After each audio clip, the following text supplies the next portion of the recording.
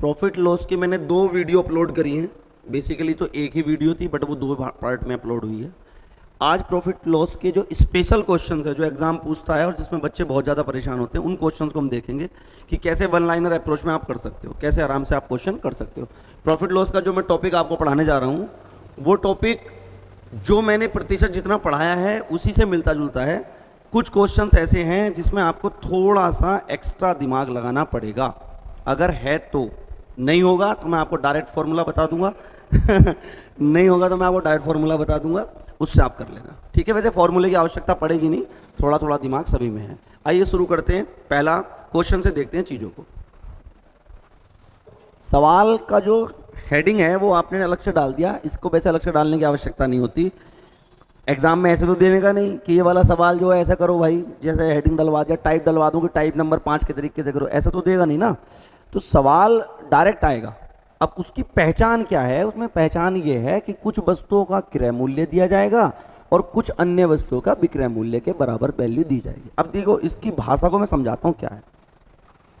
आप सपोज करो मार्केट में गए और मार्केट में आपने 15 वस्तु खरीदी। कितनी वस्तु खरीदी बच्चों? 15 वस्तु खरीदी। तो जब आपने 15 वस्तु खरीदी तो 15 वस्तु कुछ रुपए में खरीदी होंगी। 15 वस्तु कुछ रुपए में खरीदी। अब देखो जो चीज़ खरीदी जाती है वो क्या होती है? क्रय मूल्य। तो मैं बोल सकता हूं कि मान के चलिए मैंने x रुपए 15 वस्तु खरीदने के लिए दिए, तो 15 वस्तु का क्रय मूल्य कितना हुआ? x रुपए। तो यहीं पर कहा गया है कि जब कुछ वस्तुओं का क्रय मूल्य, इतनी बात समझ में आ गई। अब आप आए, आपने अपनी दुकान पर लाकर ये 15 वस्तु रखी। कितने में खरीदी थी? x रुपए में। अब आपने इसी रुपए में, इतने ही रुपए में 15 वस्तु ना बेच के थोड़ी वस्तु महंगी बेची और मान लो 11 वस्तु आपने इतने ही रुपए में बेच दी। 11 वस्तु बेच दी। समझ में आया? आपने 15 वस्तु कितने रुपए में खरीदी थी? x रुपए में, और x रुपए में ही कितनी वस्तु बेची? 11। तो 15 वस्तुओं का क्रय मूल्य कितने वस्तुओं के विक्रय मूल्य के बराबर है? 11 के। अब मेरे प्यारे बच्चों, प्रॉफिट और लॉस, ध्यान से सुनना बात, लाभ और हानि का अगर आपको कंपैरिजन करना है और कैसा भी सवाल आपके एग्जाम में आ जाए, आप ध्यान रखना कभी भी वस्तुओं को कंपेयर नहीं करना, तुलना नहीं करनी। वस्तु की तुलना नहीं करनी, हमेशा रुपए की तुलना करनी है। आपकी कोशिश ये होनी चाहिए कि आपने जितने रुपए में सामान खरीदा आप उसकी तुलना बेचे गए रुपए से कर लो। आपने 100 रुपए में सामान खरीदा और उतना ही सामान, सारा सामान आपने 120 रुपए में बेच दिया, तो 20% का क्या हो गया? लाभ हो गया। आपने सामान 100 रुपए में खरीदा और 90 रुपए में सामान बेच दिया तो 10% का नुकसान हो गया। यानी आप कंपेयर किससे करते हो? आप करते हो कंपेयर रुपए से। तो यहां 15 वस्तु, यहां 11 वस्तु, वस्तुओं का कंपेयर हमें नहीं करना, हमें कंपेयर किसका करना है? रुपए का। लेकिन आप कहोगे तो सर यहां तो रुपए बराबर है, जितने में 15 वस्तु खरीदी उतने में 11 वस्तु बेची। तो ऐसे प्रश्नों को कैसे करते हैं उसी को हमें देखना है। आइए मैं इसी एग्जाम्पल को कैसे लिख सकता हूं। सपोज करो मैं इसे क्वेश्चन बना दूं, तो मैं कह सकता हूं 15 वस्तुओं का क्रय मूल्य है। 15 वस्तुओं का ये क्या है? क्रय मूल्य। खरीदी क्रय मूल्य 11 वस्तुओं के विक्रय मूल्य के बराबर है। यही बात है ना? अरे बताओ भाई, यही बात है? विक्रय मूल्य के बराबर है। यहां तक ठीक है। अब वो कह रहा है तो बताओ, दुकानदार को या उस व्यक्ति को बताओ, इस सौदे में, इस लेन देन में या इस सौदे में कितने प्रतिशत का लाभ अथवा हानि होगी? समझ में आया? अब देखो बच्चों, इस सवाल को मैं एक तो करूंगा बिल्कुल कॉन्सेप्ट से, आपको समझा दूंगा, और जिन्हें कॉन्सेप्ट समझ में नहीं आएगा उनके लिए एक लाइन की ट्रिक क्या है। कुछ वस्तुओं का क्रय मूल्य यानी 15 वस्तुओं का क्रय मूल्य, कुछ अन्य वस्तुओं के विक्रय मूल्य के बराबर है। ठीक, अब मैं यहां से क्या कर रहा हूं, देखो इस लाइन में मैं लिख सकता हूं, पहले कॉन्सेप्ट समझाता हूं आपको। बेटा मैं लिख सकता हूं 15 वस्तु का या वस्तुओं का क्रय मूल्य है ना, 15 वस्तु का क्रय मूल्य बराबर है 11 वस्तु का विक्रय मूल्य। यहां तक तो दिया ही है, बार बार ये बात लिख रहे हैं, ठीक है। अब 15 वस्तु का क्रय मूल्य क्या है, मैं बोल सकता हूं अगर मैं एक वस्तु का क्रय मूल्य मुझे पता हो, एक वस्तु का क्रय मूल्य मुझे पता हो, तो 15 का कितना होगा, गुणा 15। ठीक है जी भाई साहब। और ऐसे ही अगर मैं कह दूं मुझे एक वस्तु का विक्रय मूल्य पता हो, एक वस्तु का विक्रय मूल्य मुझे पता हो, तो 11 का कितना होगा, गुणा 11। कोई दिक्कत है, आ जाओ जी। अब मैं क्या कर रहा हूं, इस 15 को मैं इधर लेके जा रहा हूं 11 के नीचे, और इस वैल्यू को मैं इधर ला रहा हूं। मतलब मैं लिख सकता हूं यहां पर क्या है, एक वस्तु का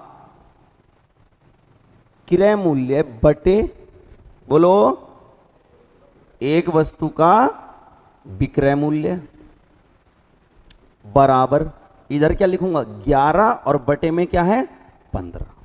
यहां से क्या चीज निकल के आई, यहां से दो चीज का अनुपात निकल के आ गया। और अनुपात क्या होता है मेरे प्यारे बच्चों, अनुपात का मतलब होता है कि अगर आपने एक वस्तु 11 रुपए में खरीदी तो वही वस्तु कितने रुपए में बेची, 15 रुपए में। अनुपात हमेशा फिक्स होता है। तो यहां से बताओ एक वस्तु का क्रय मूल्य कितना है 11, और एक वस्तु का विक्रय मूल्य कितना है 15।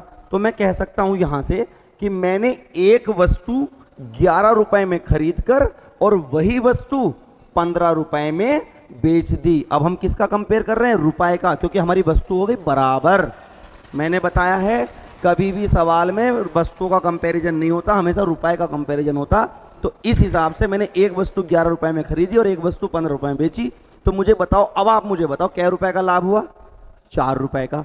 लाभ और हानि किस पर होती है बच्चों, पिछले वीडियो में बताया था क्रय मूल्य पर, यानी कि 4 11 का कितने प्रतिशत है। तो आपका लाभ होगा, यहां लिख दूं 4/11 इंटू 100%। इसे सॉल्व करना बहुत ही आसान है। 1/11 की फ्रैक्शन लेके कर लो, या इसको मल्टीप्लाई कर लिया आपने 400/11, काट दीजिए, 11 तिया 33, 7 70, 11 छंग 66 बचे 4, 4/11, 36 से ही 4/11% का लाभ हुआ। समझ में आ गया आप लोगों को। अब मैं इसका आपको एक शॉर्ट तरीका बताता हूं। शॉर्ट तरीका क्या है, एक लाइन में सवाल पढ़ा आंसर। कैसे है शॉर्ट तरीका, देख लो, यहीं पे बताता हूं बच्चों। ऐसा सवाल जब भी आएगा आपके सामने कि कुछ वस्तुओं का क्रय मूल्य कुछ वस्तुओं के विक्रय मूल्य के बराबर है, तो देखो हो क्या रहा है, ध्यान से सुनना। 15 वस्तुओं का क्रय मूल्य 11 वस्तुओं के विक्रय मूल्य के बराबर है। हुआ क्या, मैं आपको अगर ट्रिक बताऊं, ट्रिक कॉन्सेप्ट से आई है बच्चों। क्रय मूल्य के साइड में क्या वैल्यू लिखी है 15, जो क्रय मूल्य की तरफ लिखा है ना उसको विक्रय मान लो, और जो विक्रय मूल्य की तरफ लिखा है उसको क्रय मान लो। नहीं समझ में आया, 15 वस्तुओं का क्रय मूल्य, क्रय को क्या मान लो विक्रय, और विक्रय को क्या मान लो क्रय। ये मेरी टैग लाइन है, इस क्वेश्चन को करने में मेरी टैग लाइन है। क्रय विक्रय होता है, विक्रय क्रय होता है, यानी उल्टा होता है। ऐसा क्या होगा जी, ऐसा क्यों कर रहे हो, तो मैंने प्रूफ किया है, ऐसे नहीं कर रहा। देखो क्रय मूल्य की तरफ क्या लिख रहा है 15, 15 मैंने क्या माना है विक्रय, देखो 15 विक्रय आया था कि नहीं आया था। विक्रय की तरफ क्या लिख रहा है 11, 11 मैंने क्या माना क्रय, देखो 11 क्रय आया कि नहीं आया, आया ना। तो मैंने इस सब बातों को हटाकर आपसे डायरेक्ट कह दिया क्रय वाले को विक्रय मानो, विक्रय वाले को क्रय मानो। तो क्रय मूल्य अब कितना हो गया 11, और विक्रय मूल्य कितना हो गया 15। सवाल खत्म हो गया, 11 का सामान 15 में बिका, 4 का फायदा 11 पर, आंसर वो आ गया। समझ में आ रहा है कि नहीं आ रहा है। कुछ वस्तुओं का क्रय मूल्य कुछ अन्य वस्तुओं के विक्रय मूल्य के बराबर है, तो क्रय को मानोगे विक्रय और विक्रय को मानोगे क्रय, आपका आंसर डायरेक्ट निकल के आ जाएगा। बोलो, ये सवाल कई और तरीके से भी हो सकता है। समझ में आ रहा है, हो सकता है आप 10 टीचर्स को फॉलो करें। देखिए मैं एक बात बड़ी गंभीरता के साथ आपको बता दूं, एक से एक शानदार टीचर, एक से एक शानदार फील्ड में, किसी भी फील्ड में एक से एक शानदार कलाकार लोग हैं, अपनी अपनी कलाकारी वो आपको बता रहे हैं। आपको उस कलाकारी में से कौन सी बात सबसे सरल तरीके से समझ में आ रही है जिससे आपका काम बन जाए, नौकरी लग जाए, वो सबसे महत्वपूर्ण है। समझ में आया? आप एसएससी सीजीएल के बैच के जो टीचर पढ़ा रहे हैं ना इंटरनेट पे, यूट्यूब पे, अगर आप उनकी वीडियो डाउनलोड करके पढ़ोगे ना, और तैयारी आप कांस्टेबल की कर रहे हो, मैं स्टैम्प पे लिख के दे सकता हूँ, एक भी बच्चा कांस्टेबल नहीं बन सकता, क्योंकि वो स्टैंडर्ड अलग है भाई।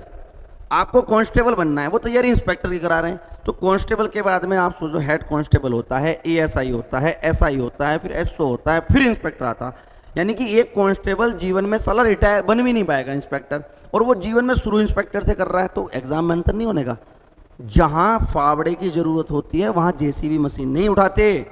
तुम्हें समझ में आ रही होंगी ये बातें? तो मैं आपको बिल्कुल बेसिक बात बता रहा हूँ, वन लाइनर क्वेश्चन है, खत्म हो जाएगा। एक क्वेश्चन और देखते हैं, मुझे लग रहा है आपको समझ में आ रही होगी बात। आ जाओ। सवाल में कह रहा है अगले क्वेश्चन में, एक दुकानदार ने जितने रुपए में 40 संतरे खरीदे, अर्थात कुछ पैसे दिए 40 संतरे खरीदे, उतने ही रुपए में 50 संतरे बेचे। इसको मैं समझाऊं, ये आपने कुछ रुपए दिए, इतने में कितने वस्तु खरीद कर लाए? आप 40 वस्तु खरीद कर लाए, और इतने ही रुपए में तुम्हें 50 वस्तु बेचनी पड़ रही है।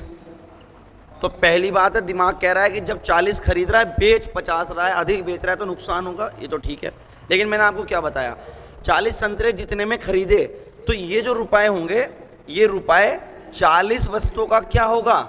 किराया मूल्य। और ये रुपए 50 वस्तुओं का क्या होगा? विक्रय मूल्य। होगा कि नहीं होगा? यानी इस सवाल में मैं क्या कह सकता हूं, 40 वस्तुओं का क्रय मूल्य बराबर है 50 वस्तुओं का विक्रय मूल्य। और ट्रिक क्या बताई, जो क्रय है उसे क्या मान लो? विक्रय। यानी 40 विक्रय हो गया, बोलो यार, और 50 क्रय हो गया। जो विक्रय है उसको क्रय मान लिया, और जो क्रय है उसको विक्रय, उल्टा मान लिया।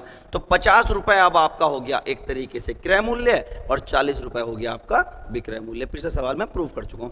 50 रुपए से 40 रुपए, नुकसान कितने रुपए का? 10 रुपए का। और नुकसान हो या हानि किस पर होती है? क्रय मूल्य पर। तो 10 50 का कितने प्रतिशत है? 10/50 इंटू 100%। तो 10 पंजे 50 और 50 दूनी 100, 5 दूनी कितना हुआ? 20% का नुकसान होगा। मुझे लगता है आपको सवाल समझ में आ गया होगा। SD यादव में क्वेश्चन दिए हुए हैं, किताब से आप कर लेना। हर के एग्जाम में, हर किताब में दिए हुए हैं, जैसे भी हो कर लेना। कोई बात समझना है कमेंट बॉक्स में पूछ लेना। आइए अब चलते हैं इसके बाद नेक्स्ट टाइप पर, इंटरेस्टिंग क्वेश्चन में। बिल्कुल नया कॉन्सेप्ट है। यहां पर रुपए भी अलग, वस्तु भी अलग। कुछ रुपए में कुछ वस्तु खरीद के कुछ अलग रुपए में कुछ अलग वस्तु बेच रहा है। ऐसा सवाल आपने एग्जाम में देखा होगा। 5 रुपए में 12 वस्तु खरीद कर 8 रुपए में 13 वस्तु बेच दी, तो इस पूरे प्रोसेस में कितने का लाभ या हानि हुआ? मैंने भी आपको क्या बात बताई थी, लाभ निकालना हो या हानि, हम क्या करते हैं, वस्तुओं की टेंशन नहीं लेनी। किसकी लेनी है? रुपए की। कि हमने जो माल खरीदा वो सारा कितने रुपए में खरीदा, और वो सारे का सारा कितने रुपए में बिका। हमारे पास वस्तुओं का लेना देना बचना नहीं होना चाहिए। दोबारा समझो, मैं मार्केट गया, मैं मार्केट जाके मैंने 10 रुपए में कुछ सामान खरीदा, और वो मैंने कुछ सामान जो था सारे का सारा 15 रुपए में बेच दिया। तो वस्तुओं की टेंशन खत्म हो गई कि नहीं हो गई? अब ये हो गया कि मुझे 10 रुपए का सामान खरीदा, 15 में मैंने बेच दिया। यानी रुपए का कंपैरिजन करना है, यानी वस्तुओं की टेंशन को खत्म करना है। यानी यहाँ पे मैं बी वस्तु जो खरीद रहा हूँ इसको खत्म करना है, और यहाँ पे जो डी वस्तु खरीद रहा हूँ खत्म करना है। अब खत्म कैसे होगी? खत्म तब होती है कोई भी वस्तु आपकी दुकान से जितनी आई उतनी गई।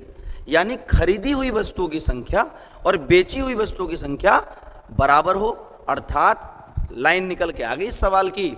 इसकी जो कॉन्सेप्ट की जो लाइन है ना, टैग लाइन, जिसपे 10 स्टार भी कम है। समझ में आ रहा है क्या है टैग लाइन?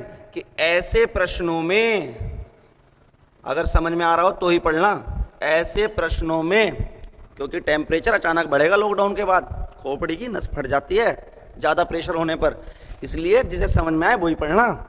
ऐसे प्रश्नों में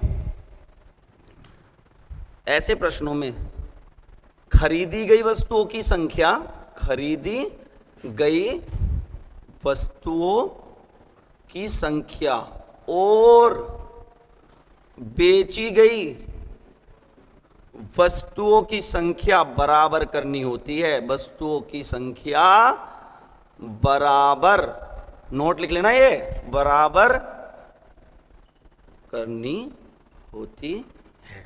और जब वस्तु जितनी खरीदी उतनी बिक गई तो उसके बाद किसका कंपैरिजन करेंगे?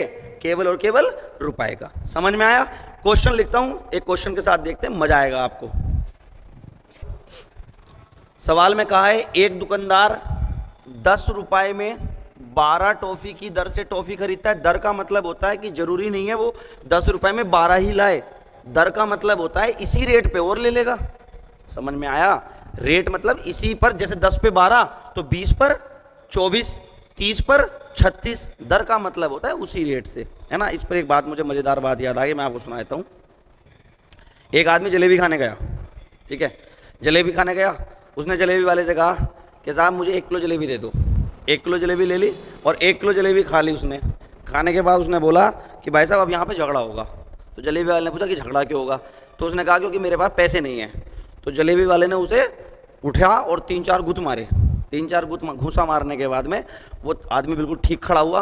उसने खड़ा होकर कहा भाई साहब इसी रेट पे 1 किलो और तोल दो, मतलब 4 घूसे में 1 किलो और दे दो। तो 10 रुपए में 12 टॉफी की दर से टॉफी खरीदता है। कुछ लोगों को अभी तक समझ में नहीं आया होगा, ट्यूबलाइट क्या जलती? जली बुझी, जली बुझी।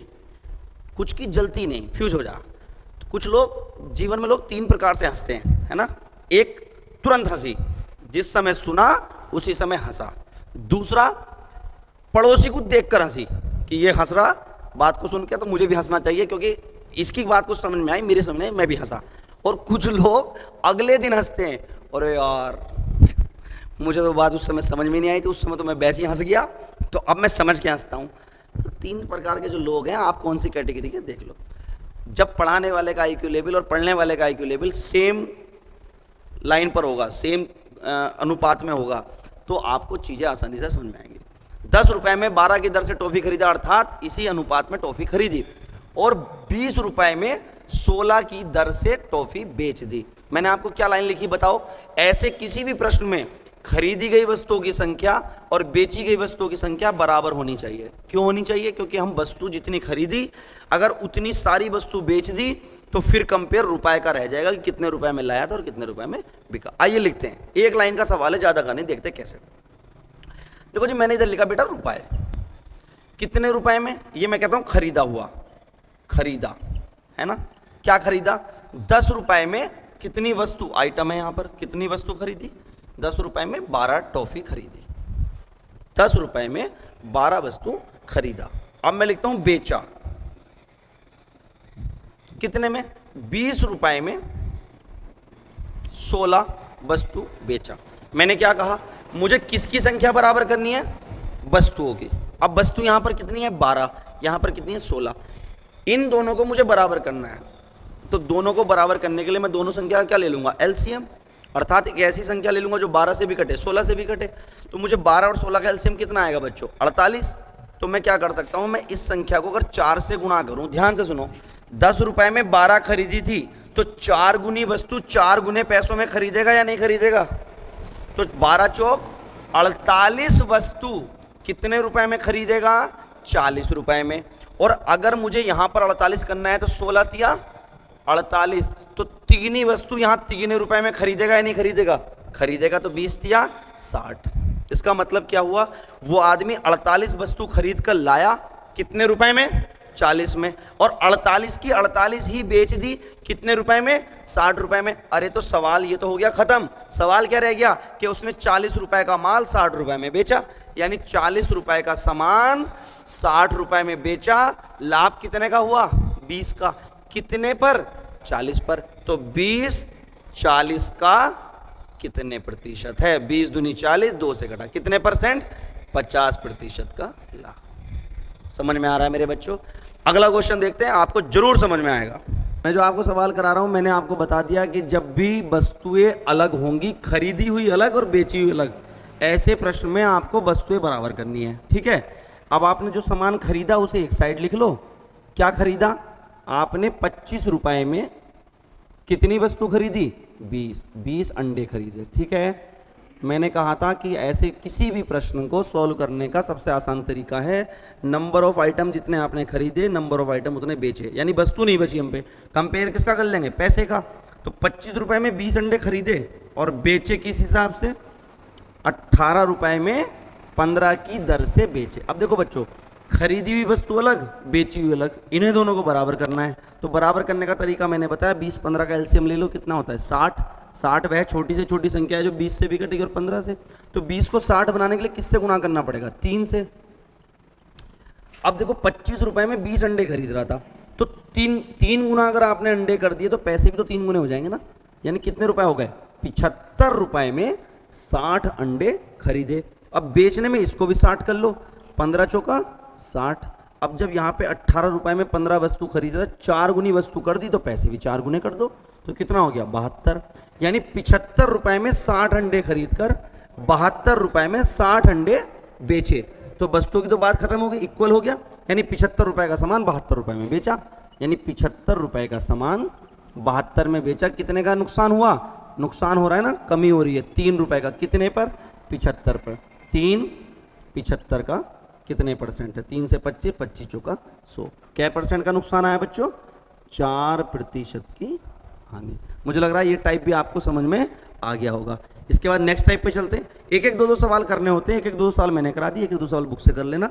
इससे ज़्यादा बाहर के सवाल बनते नहीं है। मैंने आपको 2 टाइप के सवाल कराए और टाइप वाइज पढ़ना मत। ये तो मैं समझाने के लिए आपको अलग अलग करा रहा हूँ, डायरेक्ट आप क्वेश्चन कर सकते हो।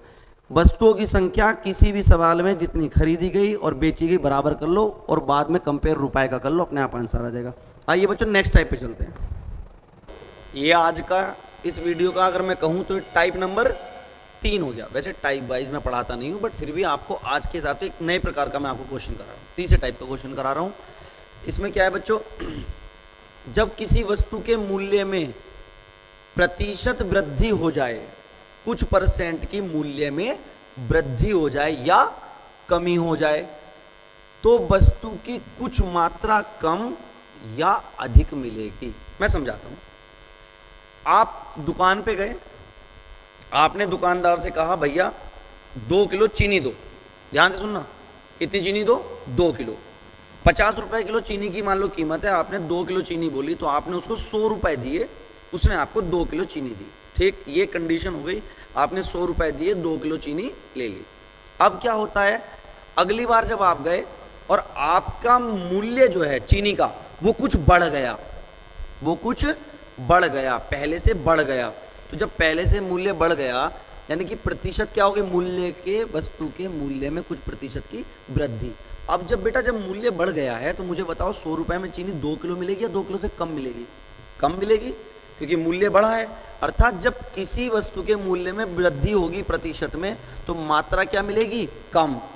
और अगर मूल्य घट गया, सपोज करो 50 से घट के कुछ कम रह गया, 45 रह गया, तो 2 किलो चीनी से ज़्यादा चीनी मिलेगी 100 रुपए में। यानी जब किसी वस्तु का मूल्य प्रतिशत में घटता है तो किसी एक निश्चित रुपए में वह मूल्य वस्तु ज़्यादा मिलती है, और जब किसी वस्तु का मूल्य बढ़ता है तो उतने एक निश्चित रुपए में वह वस्तु कम मिलती है।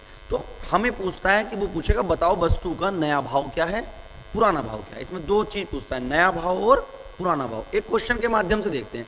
सपोज करो मैं आपके सामने यहीं पे क्वेश्चन लिख ले रहा हूँ बेटा, आज का इसका एक सवाल मैं लिख लेता हूँ। मान लीजिए वो सवाल में कह रहा है कि जो आपका चावल है, चावल का दाम 25% बढ़ गया। चावल का दाम 25% बढ़ गया, ठीक है। जिस कारण, सवाल में कह रहा है जिस कारण, जिसके कारण क्या हुआ, 400 रुपए में, जिस कारण 400 रुपए में 10 किलोग्राम कम चावल मिलता है। जिस कारण 400 रुपए में 10 किलोग्राम, पहले 400 रुपए में जितना मिलता था उससे 10 किलोग्राम कम मिलता है। तो कह रहा है चावल का नया एवं पुराना भाव बताओ। चावल का नया एवं, दोनों भाव पूछेगा भैया। पुराना, पुराना भाव क्या था, नया भाव क्या है। चावल का नया एवं पुराना भाव ज्ञात करो। ठीक है जी, आइए इस सवाल को समझते हैं। देखो बच्चों, बहुत ध्यान से, सपोज करो ये आपकी चावल की पोटली, ठीक है, इसमें चावल रखा हुआ है। अब जब चावल का मूल्य 25% बढ़ गया, 25% बढ़ गया, चावल का मूल्य 25% बढ़ गया, आप दुकान पर गए, आपने उसको 400 रुपए दिए, 400 रुपए में उसने आपको कुछ चावल दिया। कितना दिया हमको नहीं पता, हमने 400 रुपए दिए, उसने हमें चावल दिया, हम अपने घर आ गए। अब आप दूसरी बार गए, दूसरी बार जाने पर अगर बच्चों 400 रुपए आपने दिए और कोई भी मूल्य ना बढ़ा ना घटा, तो उतना ही चावल प्राप्त होगा जितना पहले हुआ। बोलो, 400 रुपए में जितनी वस्तु पहले प्राप्त हुई उतनी वस्तु अगली बार भी प्राप्त होगी, अगर कोई मूल्य ना बढ़े ना घटे। लेकिन जब मूल्य बढ़ा तो हमें चावल कम मिला। कितने किलोग्राम, 10 किलोग्राम चावल हमें कम मिला। तो बच्चों, मेरे प्यारे बच्चों, बात समझो, जब मूल्य ना बढ़ता है ना घटता है तो ना चीज ज्यादा मिलती है ना कम मिलती है, लेकिन जब मूल्य बढ़ता है तो चीज कम मिलती है। इसका क्या मतलब हुआ, इसका मतलब हुआ कि ये जो वृद्धि है, मूल्य की जो वृद्धि है, यही इसके कम मिलने का कारण है। भाई ना तो मूल्य में वृद्धि होती ना चावल कम मिलता। तो इतने मूल्य वृद्धि होने से, इतने % की वृद्धि होने से इतना चावल कम मिला, अर्थात ये मूल्य जो है इस चावल के बराबर है। बिल्कुल समझ में आई बात। तो देखो, मैं कह सकता हूं कि 10 किलोग्राम चावल का जो मूल्य होगा, चावल का मूल्य, जितना चावल कम मिला उसका जो मूल्य है या उसका जो जिम्मेवार है वो कौन है बच्चों, 25% है।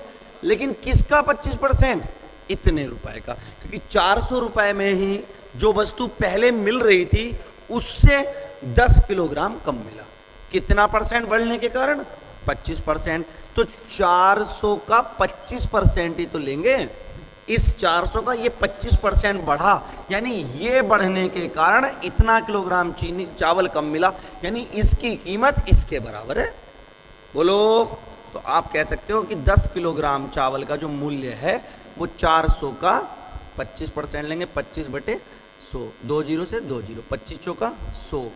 10 किलोग्राम का मूल्य हो गया आपका 100 रुपए, तो 1 किलोग्राम का कितना हो गया, 10 रुपए।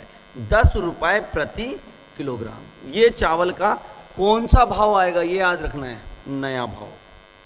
ये बहुत महत्वपूर्ण बात है। कौन सा भाव आएगा, नया भाव। चावल का नया भाव कितना होगा, 10 रुपए प्रति किलोग्राम। अब आपको जी पुराना कैसे निकालेंगे, बड़ा सिंपल है। देखो हुआ क्या होगा, कुछ पुराना भाव रहा होगा ना, और कुछ नया भाव होगा ना। पुराना भाव जो रहा होगा उसमें कितने % की बढ़ोतरी हुई, 25% की बढ़ोतरी हुई ना। पुराने भाव में 25% की बढ़ोतरी हुई, नया भाव कितना आया, 10। तो पुराना भाव कितना होगा, कैसे निकाल सकते हो, ये जो पुराना भाव होगा अपने आप का कितने % रहा होगा, 100%। 100 में 25% बढ़ाओ, 100 जमा 25, 125% बराबर किसके रख दूंगा, 10 के। नया भाव 10, पुराना भाव मान लिया जो था x। अगर इसको आपने 25% बढ़ाकर 10 प्राप्त करा तो ये वाला भाव 100% होगा। 100 जमा 25 बराबर 125 बराबर 10। कह रहा पुराना भाव बताओ, पुराना भाव कितने % है, 100। यहाँ से 100 की वैल्यू निकालनी है। क्या सिखाया था पहले, कितना बनाओगे, 1 बना लो, 125 से भाग कर लिया। बोलो, और गुणा किससे करना है, 100 से गुणा 100 कर दो। पहले किसी भी क्वांटिटी को 1 बनाते हैं, फिर जितना चाहिए मल्टीप्लाई बाय 100 करते हैं। 25 पंजे 125, 25 चौका 100, 5 दूनी 10, 4 दूनी 8, यानी पुराना भाव था 8 रुपए प्रति किलोग्राम। आप डायरेक्ट भी देखोगे ना बच्चों, तो 8 का 25% कितना होता है, 2 रुपए।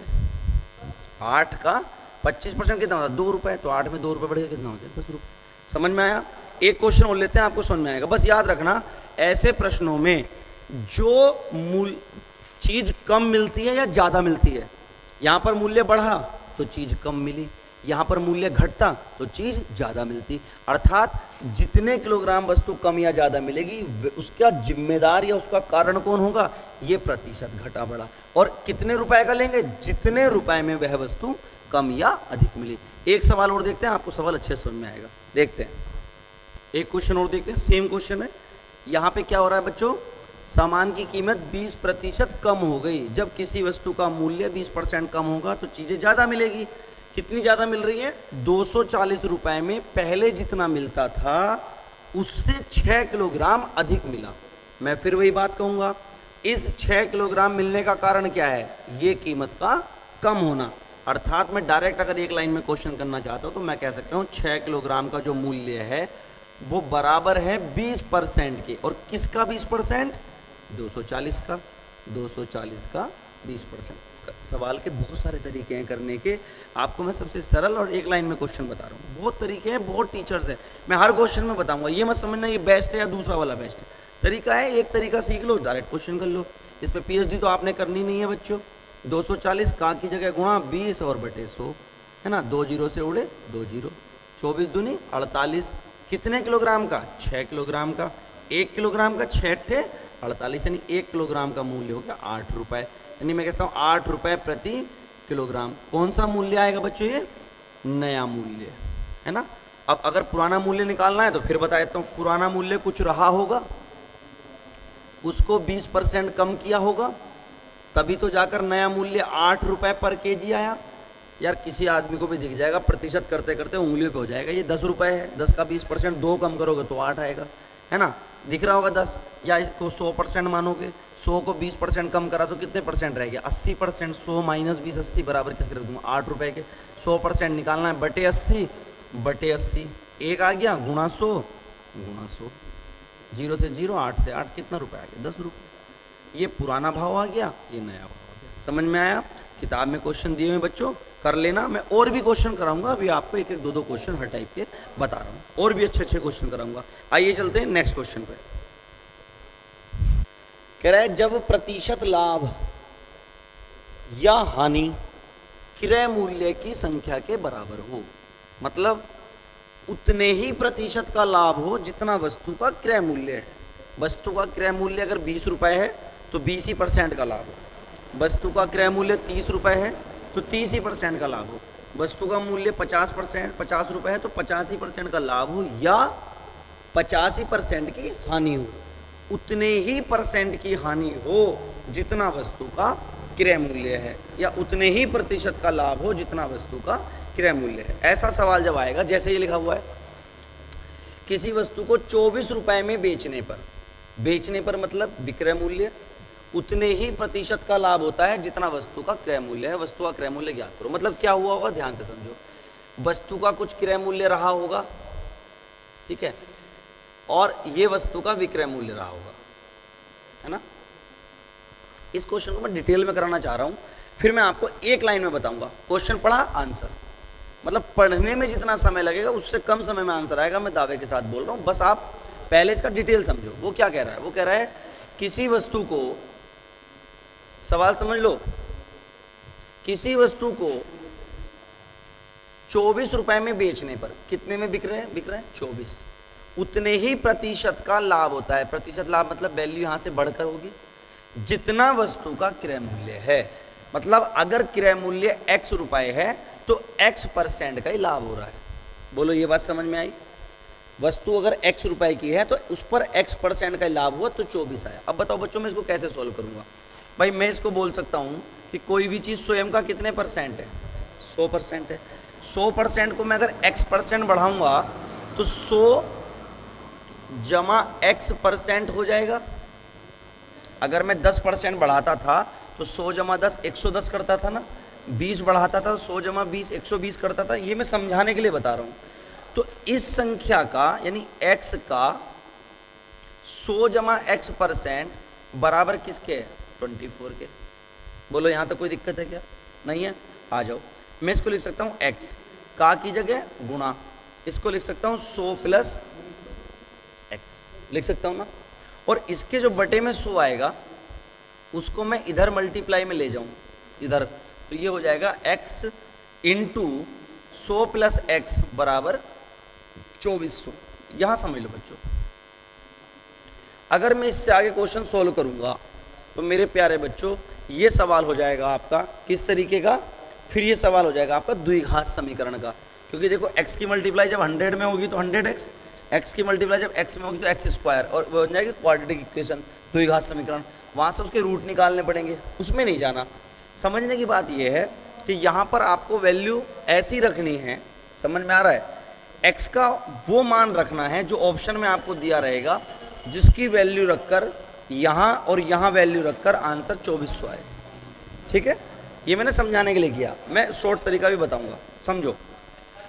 सपोज करो मुझे ऑप्शन में दिया है, ए ऑप्शन दिया है 10, बी दिया है 20, सी दिया है 30 और डी दिया है 40।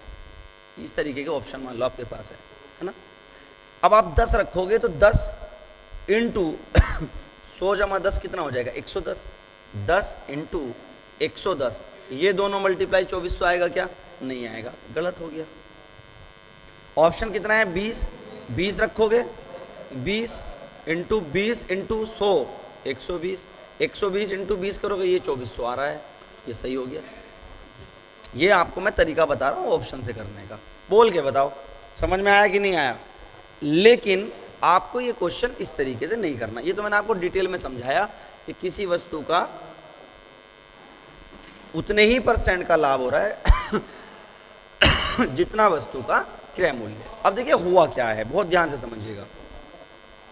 ये जो 24 है, ये 24 से 2400 कैसे बना, % की वजह से बना। अगर मैं 2400 हटा दूं यहां से तो जो 1010 यहां से हटा दूं, कर सकता हूं ना भाई। यहां पर जो मैं वैल्यू रखूंगा उसकी मल्टीप्लाई में 2020 मैंने इधर हटा दिए, ये कट गए। तो अब 24 के जो टुकड़े हैं वो क्या हैं, 12 इंटू 2, 12 इंटू 2 है ना। अब 12 इंटू 2 का मतलब पता है क्या है, इस 24 के ऐसे टुकड़े मैंने लिए हैं, फैक्टर ऐसे लिए हैं जिनका डिफरेंस 10 है। देखो 12 और 2 का डिफरेंस कितना है 10, तो 12 और 2 का डिफरेंस 10 है और उत्तर आपका क्या है 20 रुपए, यानी छोटी वाली संख्या के आगे 0 लगाना है। ये आपकी ट्रिक हो गई। ट्रिक कहाँ से निकल का है, कॉन्सेप्ट से, इसको करने की जरूरत नहीं है। बीइंग अ कॉम्पिटिटिव स्टूडेंट हमें उन सभी चीज़ों को छोड़ना है जो हमारा समय खपाती हैं, जो हमारा टेंशन देती हैं। हम उस कॉन्सेप्ट को जानने के बाद एक ऐसे रिजल्ट पर पहुंच जाते हैं जिसका प्रयोग करने से कुछ ही क्षण में उत्तर निकल जाता है। उसी कॉन्सेप्ट को इस कलयुग में ट्रिक कही जाता है। समझ में आया। तो ट्रिक विदाउट कॉन्सेप्ट बिल्कुल बेकार है। आपको कॉन्सेप्ट पता होना चाहिए कि x को x% बढ़ाया तो 24 आया, तो इसको 100 जमा x कितना हो गया, 100 जमा x% किसका, x का, बराबर रख दिया। ठीक। दूसरा, अब इस सवाल को देखते हैं। ट्रिक क्या निकल के आई कि जो आपका विक्रय मूल्य है, ध्यान से सुनिएगा, विक्रय मूल्य कितना है 24। जब आपके प्रश्न में क्या हो, लाभ, 5 स्टार नोट करके लिख लेना। जब आपको किसी वस्तु को बेचने पर उतने ही % का लाभ हो जितना वस्तु का क्रय मूल्य है, यानी ट्रिक किसके लिए है, ये लाभ के लिए। बहुत ध्यान से सुनना। तो हम ऐसे 2 फैक्टर करते हैं विक्रय मूल्य के जिनका डिफरेंस कितना हो बच्चों 10 हो। तो 24 के टुकड़े आपने कर लिए 2 इंटू 12। और याद रखना छोटी वस्तु छोटे मूल्य के आगे 0 लगाना है। 20 रुपए आपका क्या निकल के आया, क्रय मूल्य। समझ में आया कि नहीं आया। मैं इस पर कई सारे क्वेश्चन कराऊंगा तो आपको समझ में आ जाएगी। आइए इसी पे समझाता हूँ मैं आपको। एक तरीका ऑप्शन से है, मान के चलो ना आपने ये करा ना आपको ये ट्रिक ध्यान रही, तो आप क्या करोगे। वो कह रहा है किसी वस्तु को बेचने पर कितने रुपए में, 24 रुपए में बेचने पर उतने ही % का लाभ होता है। अब आपके ऑप्शन क्या होंगे बच्चों, ए ऑप्शन मान लो 10, बी ऑप्शन मान लो 15, सी ऑप्शन मान लो 20, डी ऑप्शन मान लो 22, ऐसे कुछ भी ऑप्शन होगा। अब 10 रुपए को 10 रुपए पे 10% लाभ लेना, कितना आएगा मूल्य 11 नहीं है।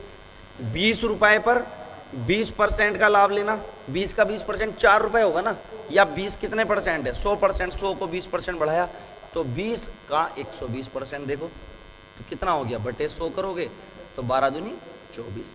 अरे 20 का 20% 4 रुपए होगा कि नहीं होगा, तो 20 पे 4 रुपए का फायदा 24। तो उत्तर डायरेक्ट यहां से निकाल सकते हो अगर ये भी याद ना रहे। समझ में आ रहा है? तो ऑप्शन से सवाल कर सकते हो, ऑप्शन के अलावा जो मैंने ट्रिक बताई उससे सवाल कर सकते हो। ऑप्शन से भी ना हो, ट्रिक से भी ना हो, कॉन्सेप्ट से भी ना हो, तो कोचिंग करने का कोई फायदा नहीं है। अपना कुछ और काम देख लो। लॉकडाउन में आपको ये समय मिल रहा है कि आप बैठ के आराम से ये सोच सको कि जीवन में आपको करना क्या है। पढ़ाई नहीं समझ में आ रही ना, इतनी तरीके से समझाने से नहीं आ रही, माँ बाप के पैसे लगाने से समझ में नहीं आ रही, तो इससे आसान काम जो है वो आप कर लो, जो आपको आसान से समझ में आ जाए। जैसे खेत में गन्ना कैसे छोला जाता है ना, ईख कैसे बोई जाती है, मजदूरी कैसे की जाती है, ये काम, इसको कोई ट्रेनिंग लेने की जरूरत नहीं है। ज़िंदगी में आगे बढ़ने के लिए ट्रेनिंग लेनी होती है बच्चों, पीछे जाने के लिए कोई ट्रेनिंग नहीं। समझ में आया? नीचे जाने के लिए, कुछ ना करने के लिए कोई ट्रेनिंग नहीं है। बर्बाद होने के लिए कोई ट्रेनिंग की जरूरत है क्या? बर्बाद होने के लिए कोई ट्रेनिंग की जरूरत नहीं है। बर्बाद आराम से आदमी हो सकता है, आबाद होने के लिए ट्रेनिंग की जरूरत है। समझ में आया?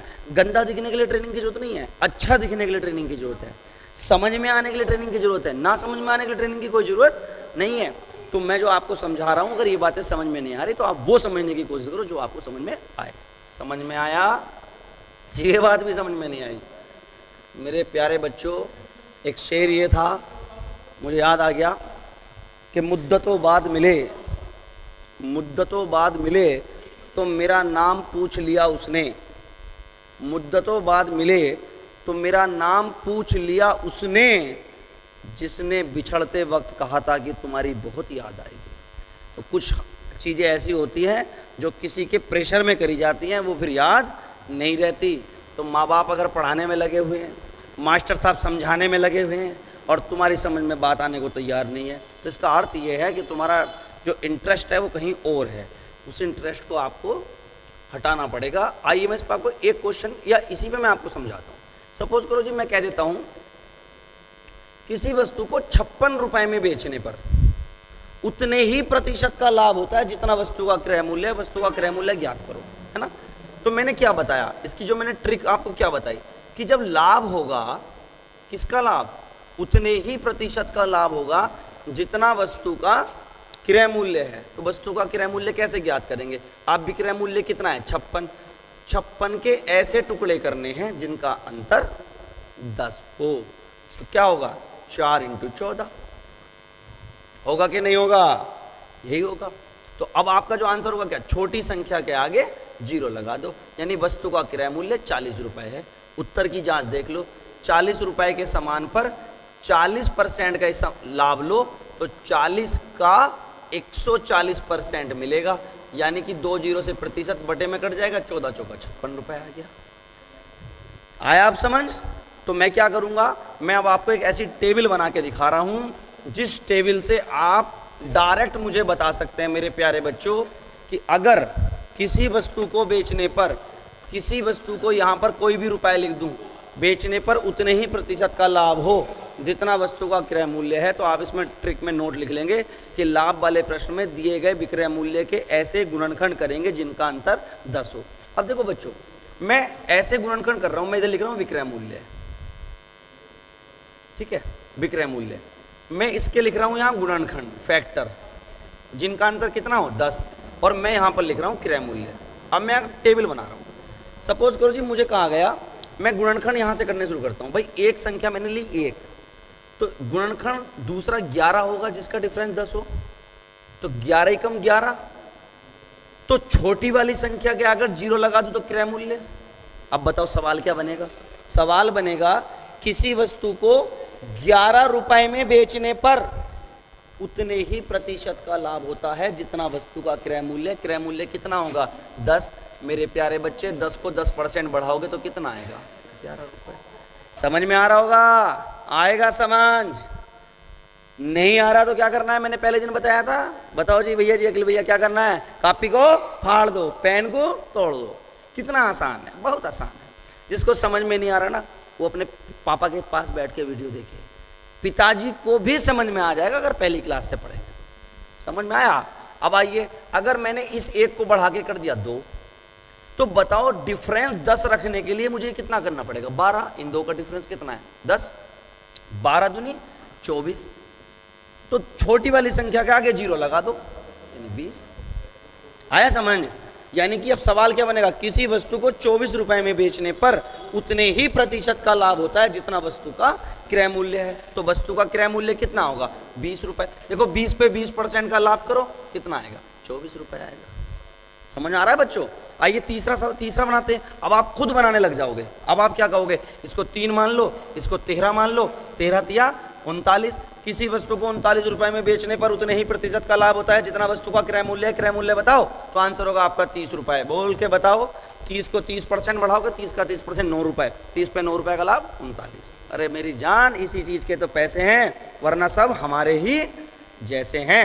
आइए अगला, 4 × 14, अंतर 10 है, 14 चौका 56। ये लिख रहा है ऊपर सवाल, किसी वस्तु को 56 रुपए में बेचने पर आंसर बताओ कितना होगा, 40। अंतर 10 रखना है और उसका कॉन्सेप्ट बताया कि 10 आया था, तो उसे छोड़ दो, इसे याद रख लो। ऐसे ही अगर आप इसको कहते हो 5 × 15 तो कितना होगा, 75। सवाल बोल के बताओ, किसी वस्तु को 75 रुपए में बेचने पर उतने ही प्रतिशत का लाभ होता है जितना वस्तु का क्रय मूल्य।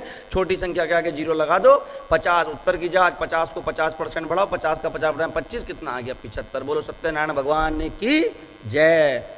छठा आप अपने आप बनाओ। अब आप लाख सवाल बना सकते हो यार, सला इसको 6 कर लो, इसको 16 कर लो, 16 छंग 96। क्या सवाल बनेगा, किसी वस्तु को 96 रुपए में बेचने पर उतने ही प्रतिशत का लाभ होता है जितना वस्तु का क्रय मूल्य। क्या आंसर होगा, बोलो 60।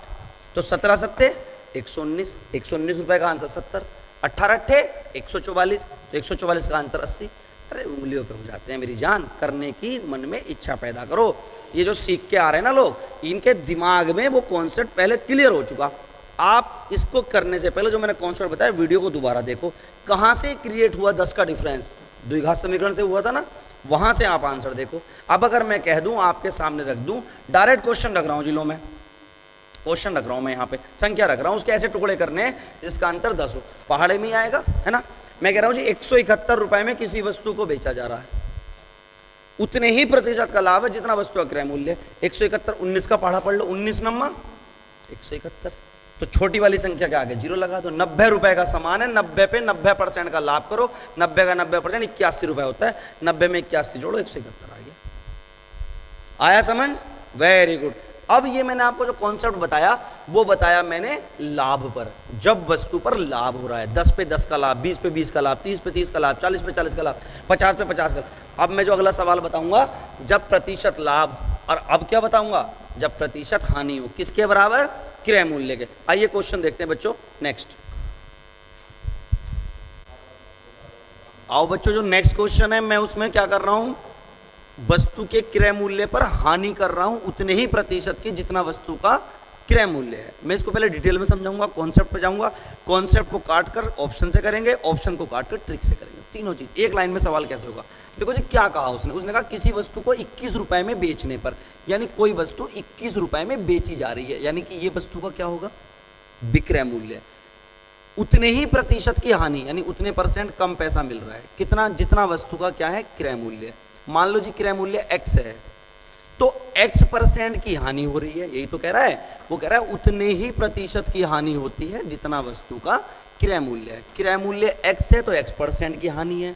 तो अब मुझे बताओ, कोई भी चीज स्वयं का कितने % होती थी, 100%। जब मैं 20% की हानि करता था तो 100 - 20 करता था कि नहीं करता था, 80% करता था कि नहीं करता था। तो अब मैं यहां कितना करूंगा, ये है 100 - x%, किसका, x का, और बराबर क्या लिख सकता हूं, 21। यहां से क्या होगा, x गुणा, ये क्या होगा, 100 - x, और जो % का बटे का 100 होगा वो मैं इधर गुणा में ले जाऊंगा। ये समझ में आया। अब इससे आगे द्विघात समीकरण बन जाएगी, मैं उसको नहीं बना रहा। अब देखो, मुझे x की एक ऐसी वैल्यू रखनी है मेरे प्यारे बच्चों, ध्यान से सुनना, x की एक ऐसी वैल्यू रखनी है जिसको यहां रखने पर 2100 आ जाए।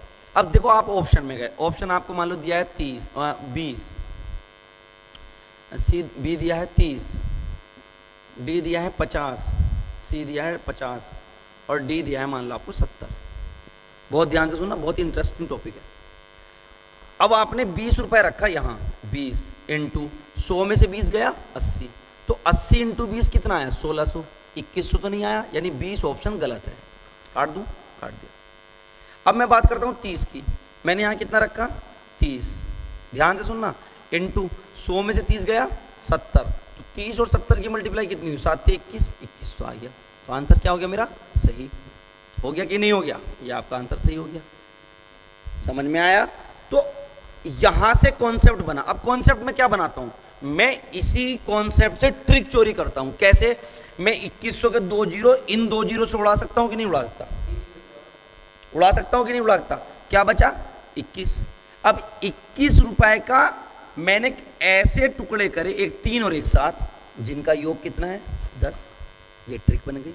ट्रिक क्या बनी, ट्रिक क्या बनी, जब क्या हो हानि। मेरे बच्चों जब लाभ हो रहा था तो मैं विक्रय मूल्य के ऐसे टुकड़े करता था जिनका अंतर 10 हो। जब हानि होगी तो मैं विक्रय मूल्य के ऐसे गुणनखंड करूंगा जिनका योग 10 हो, जिनका योग 10 हो। ठीक है। अब मैंने करा जी 21। अब 21 के मैंने करे 3 सत्ते 21। अब आप कहोगे जी छोटी वाली संख्या के आगे जीरो लगा दो, तो 30 रुपए आंसर हो गया। बिल्कुल सही है। लेकिन मेरे प्यारे बच्चों इसका ऑप्शन डी और देख लो, इसका डी ऑप्शन देखो। जहां मैंने 30 रखा था, यहां पर x की जगह मैंने 30 रखा था ना, अब मैं x की जगह 70 रख रहा हूं, तो मैंने यहां रखा 70 इंटू 100 माइनस 70 30। भैया ये भी तो 2100 आ रहा है।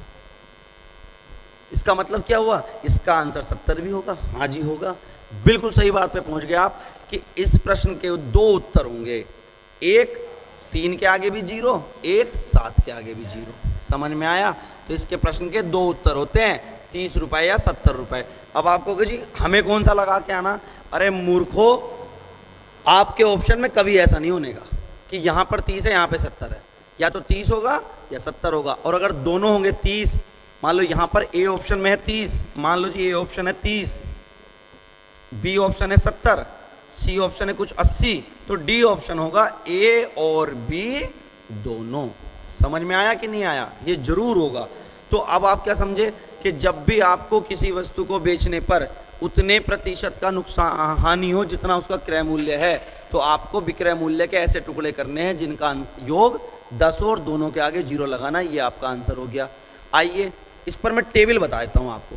चले टेबल पर, ऑप्शन से भी हो जाएगा, डायरेक्ट ऑप्शन से भी कर सकते हो आप। सारे तरीके समझा रहा हूं भाई, प्रैक्टिस कर लोगे, नोट्स बना लोगे, इन्हीं सवाल को 2-2 बार कर लोगे तो बेस बन जाएगा बड़े आराम से। आओ जी, अब मैं क्या कह रहा हूं जी, मैं इधर लिख रहा हूं विक्रय मूल्य, ध्यान से सुनना। इधर लिख रहा हूं मैं गुणनखंड और इधर लिख रहा हूं मैं क्रय मूल्य। यही तो मुझे करना है। आओ जी देखो, मुझे हानि के प्रश्न में ऐसे टुकड़े करने विक्रय मूल्य के जिनका योग 10 हो। अब योग 10 पे मैं यहीं से ले लेता हूं। भैया एक संख्या क्या लूंगा, एक, अगर गुणनखंड करने योग 10 हो। दूसरी कितनी लूंगा, 9, 9 और 1 10, तो विक्रय मूल्य कितना हो गया, 9 एकम 9। तो आपका आंसर कितना होगा, या तो 10 रुपए या 90 रुपए। अब आप उत्तर की जांच देख लो भाई, 10 पे 10% की कमी कर दो तो 10 का 10% 1 रुपया, तो भी 9 में सामान बिकेगा। और 90 पे 90% की कमी कर दो तो 90 पे 90% करोगे तो 10% मिलेगा और 90 का 10% खुद 9 होगा। आया समझ में। इस प्रश्न के 2 उत्तर होते हैं। ठीक, जैसे अगर मुझे योग 10 लेना है तो इसको अगर मैं 2 करूंगा तो ये कितना हो जाएगा 8, तो सवाल बनेगा 8 दूनी 16 पर। बताओ, भाषा बोल के बताओ सवाल की क्या बनेगी। किसी वस्तु को 16 रुपए में बेचने पर उतने ही प्रतिशत की हानि होती है जितना वस्तु का क्रय मूल्य है। तो 16 के ऐसे टुकड़े करें जिनका योग 10 है, क्योंकि हानि में योग करते हैं। तो आपका आंसर हो गया 20 रुपए 80 रुपए। 20 को 20% घटाओगे यानी 4 रुपए तो 16 आएगा। 80 को 80% घटाओगे यानी 64 रुपए तो 16 आएगा। तीसरा सवाल किस पर बनेगा, ये 3 हो ये 7 हो, 7 3 10 3 7 21। आपका बना हुआ है सवाल, आंसर 30 रुपए 70 रुपए। चौथा सवाल किस पर बनेगा, ये 4 हो ये 6 हो, 6 चौक 24 रुपए। किसी वस्तु को 24 रुपए में बेचने पर, तो आंसर बताओ क्या होगा, या तो 40 रुपए या तो 60 रुपए। इसके अलावा सवाल बनेगा ही नहीं। अगर बनेगा तो 5 और 5 पे बनेगा, क्योंकि 5 और 5 10 होते हैं। बोलो यार, ये मैं इसके टुकड़े कर रहा हूँ। 24 के 4 छंग 24, 3 7 21, 8 दूनी 16, 9 एकम 9 और 5 पंजे 25। सवाल बनेगा किसी वस्तु को 25 रुपए में बेचने पर उतने ही % की हानि होती है जितना वस्तु का विक्रय मूल्य है, क्रय मूल्य है। तो आंसर आपका 50 होगा। 50 50 यानी 1 ही 50। यही 5 सवाल बनते हैं, इसके अलावा सवाल बनते भी नहीं है, क्योंकि उसका फैक्टर का जो योग है वो 10 होगा और 10 इन्हीं 5 स्टेट में होगा और किसी में होगा नहीं। मुझे लगता है आपको सवाल समझ में आ रहा होगा। इन सवाल की प्रैक्टिस आप कीजिएगा, ठीक है। और जो बात समझ में ना आए कमेंट बॉक्स में ज़रूर कमेंट कीजिएगा। मेरे प्यारे बच्चों, जो मेरे से शिद्दत से पढ़ने वाले लोग हैं ना, मैं उनकी बात कर रहा हूँ। जो पढ़ना चाहते हैं, पढ़ रहे हैं, ठीक। कुछ बच्चे मुझे पर्टिकुलर मैसेज करके, बात करके, समझा के, फ़ोन करके बताते हैं, सर सारी चीज़ यूट्यूब पर डाल दोगे और टीचर्स भी चोरी कर लेंगे और टीचर्स भी ऐसे पढ़ाने लगे। तो पढ़ाना चाहिए, अच्छी चीज़ पढ़ानी चाहिए।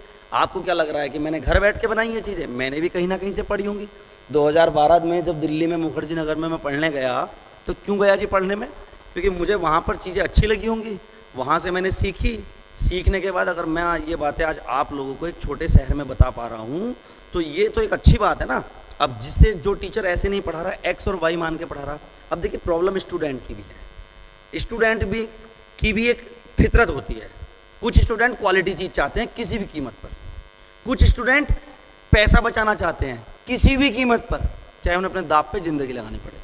अब बहुत से स्टूडेंट हैं घर से, केवल पता है 50% स्टूडेंट ऐसे हैं कांस्टेबल और दरोगा की तैयारी करने वाले, जो केवल टीचर्स को पैसा देने के लिए आते हैं, आएंगे और पैसा देंगे। अब उन्हें तुम वो पढ़ेंगे नहीं, तुम भगा दो तो वो दूसरे टीचर को देंगे।